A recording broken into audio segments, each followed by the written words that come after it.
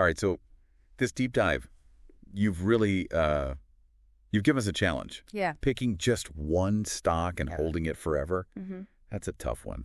It is. It really makes you think about, long-term investing, for sure. Yeah. We're not talking about, like, what's hot this week or even this year. Right. This is about finding a company that's going to be around, Decades. decades. Yeah, that can weather the storms. the inevitable market storms, adapt to new technology, and, ideally still be kicking when we're, sitting on the porch in our rocking chairs. Okay, so that being said, I mean, obviously index funds are usually pretty safe bet for long-term growth, but for this deep dive, you've challenged us to pick a single stock. Yeah, just one. Honestly, my first thought was I was picturing one of those like tech giants, like an Amazon or Alphabet. Yeah. They seem pretty unstoppable. And you're not wrong to think that way. Right. They're both incredibly diverse companies. They're touching everything from, online shopping to self-driving cars to who knows what else. Right. And their growth potential. I mean, the sky's the limit, right? Yep.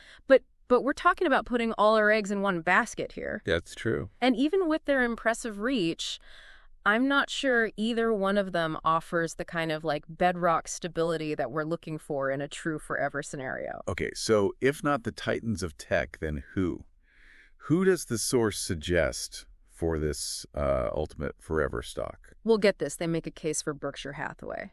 Wait, seriously? Berkshire Hathaway. I mean, I know it's practically synonymous with Warren Buffett. Right. But isn't it all about like insurance and old school industries? That's exactly where most people get tripped up. Yeah. They see Warren Buffett and they think, oh, that's, my grandpa's investment. Right. But the reality is far more dynamic. All right. I'm intrigued.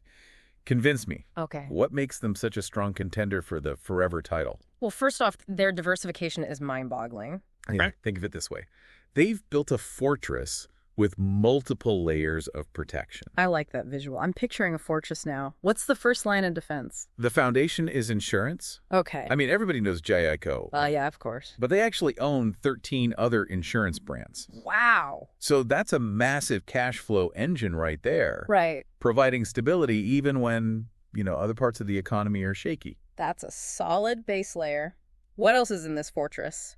Next, you've got an entire city of fully owned businesses. Whoa. We're talking Duracell batteries powering all our gadgets, BNSF Railway keeping goods moving across the country, and even Dairy Queen satisfying our sweet tooth. Hold on, Dairy Queen is owned by Berkshire Hathaway? Yep. I did not see that coming. Right. It's surprising. It is? But that's exactly the point. They're in everything from energy to food to clothing. Wow. With nearly 70 different brands. Talk about diversification. Talk about a safety net, right? Yeah. Okay, so you've got this massive safety net of these stable businesses. Okay. But I thought Berkshire Hathaway was all about stock picking. You too. Well, that's the third layer of the fortress, a stock portfolio that would make any investor drool.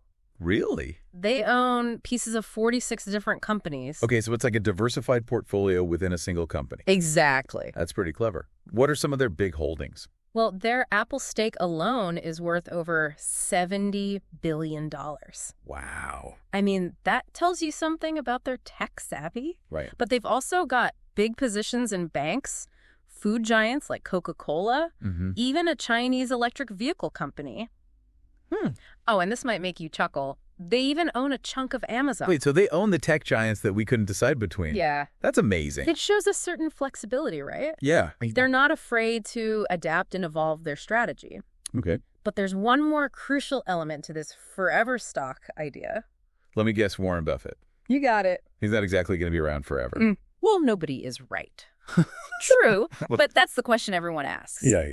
But what's fascinating here is that while Buffett is a legend, Berkshire Hathaway isn't a one-man show. Okay. They've built something much bigger. It's like, think of it like this.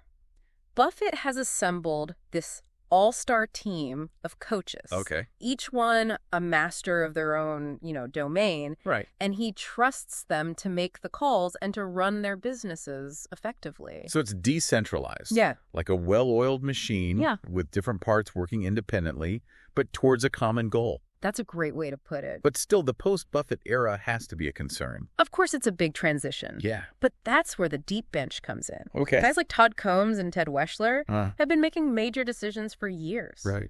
I mean, they even led the charge on the huge Apple investment. Yeah. They're the next generation trained in the Buffett school of thought. So it's like they've got a succession plan tucked into their DNA. That's pretty reassuring. It should be. Okay, I'm starting to see the appeal of Berkshire Hathaway as a forever stock. Good. But nothing in the market is truly risk-free. You're right.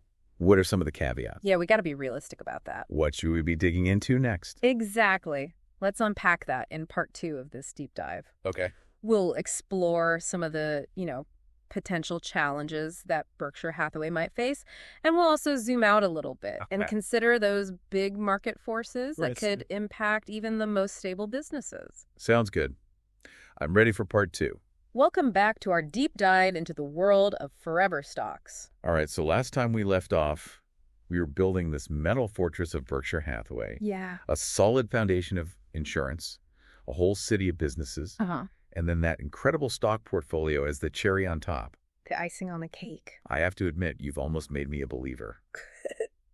But I still have some questions about this whole forever aspect of it. Right. Well, you should always be asking questions, right? And you're smart to question the long-term viability. Okay. One of the things that makes Berkshire Hathaway so unique is its decentralized management style. Right. Remember that all-star team of coaches analogy? Okay, that's okay. So each CEO gets to kind of call the plays for their own business? That's right.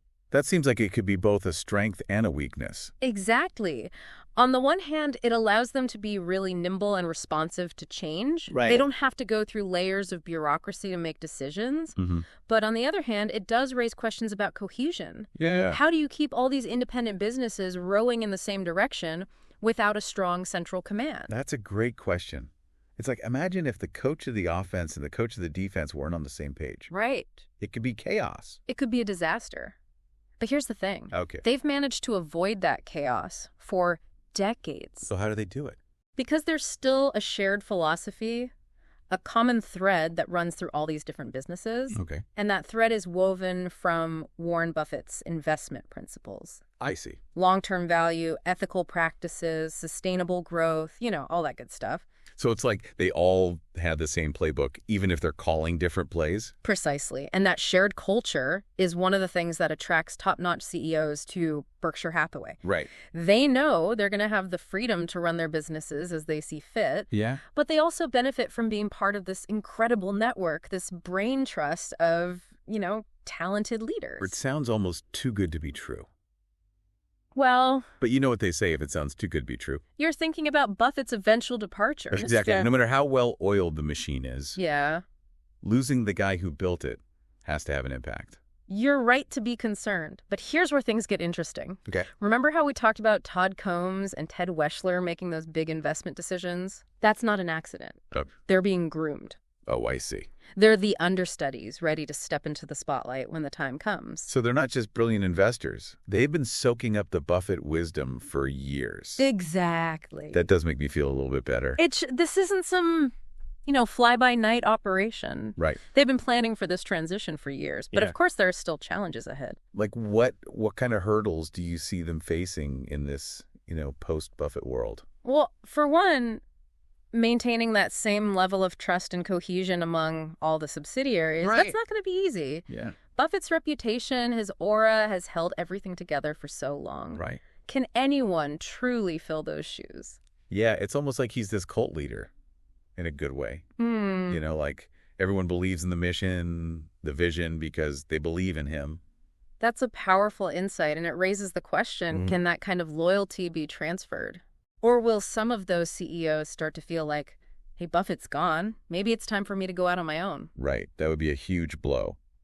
Losing not just the leadership, but the talent that made those businesses successful.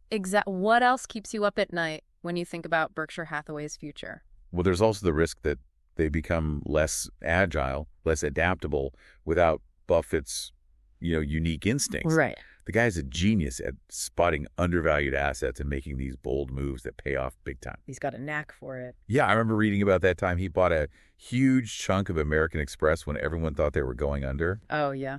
That took guts. It did. And it obviously worked out brilliantly. Big time. Will Combs and Weschler have that same killer instinct? Right. Or will they be more risk-averse, more bureaucratic? Yeah, that remains to be seen.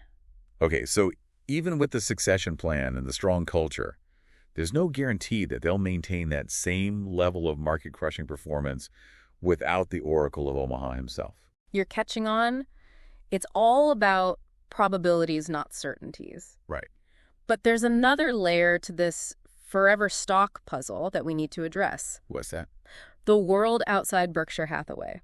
Oh. The market forces the technological disruptions, the geopolitical storms that can sink even the sturdiest ships. Okay, so it's not just about the company itself, it's about the environment they're sailing in. Exactly. And that environment is changing faster than ever. It is. Let's dive into that in part 3. Okay. We'll explore how those mega trends might impact even a company as seemingly invincible as Berkshire Hathaway. Okay, so we've spent the last 2 parts of this deep dive kind of dissecting Berkshire Hathaway. Yeah, we've been pretty deep. We've talked about that incredible fortress of businesses and their unique leadership structure, and even the looming question of the post-Buffett era. Right. But now it's time to zoom out, right? Exactly. Look at the bigger picture. We've been analyzing the ship, but now we got to consider the ocean it's sailing in. And let me tell you, the waters can get pretty choppy out there. What are the biggest waves we need to watch out for? I mean, technology is changing everything. Right. The world feels more unpredictable than ever. It does. And I'm not even sure what people are going to be buying in 5 years, let alone 50. You're hitting all the right points. Those are the mega trends that can make or break even the most solid companies. So let's start with the tech tsunami. Okay. Think about how much the world has changed in just the last decade. Right. Smartphones, social media, artificial intelligence. Right. It's like a whole new universe popped up while we were blinking. I know, and it's not slowing down. Nope. I mean, we got self-driving cars on the horizon, quantum computers that could make our current tech look like toys. Right. Who knows what else is brewing in some lab somewhere. Exactly. Yeah. And those advancements are going to create winners and losers in every industry. So even with Berkshire Hathaway's diverse portfolio, they need to be nimble, adaptable, almost like a chameleon blending into this new landscape. So it's not enough to be diversified across different sectors. Right. You also need to be diversified in how you're exposed to technological change. That's a brilliant way to put it. You need a mix of companies riding the wave and companies building the surfboard. Okay. Now, Berkshire Hathaway has made some smart bets in tech.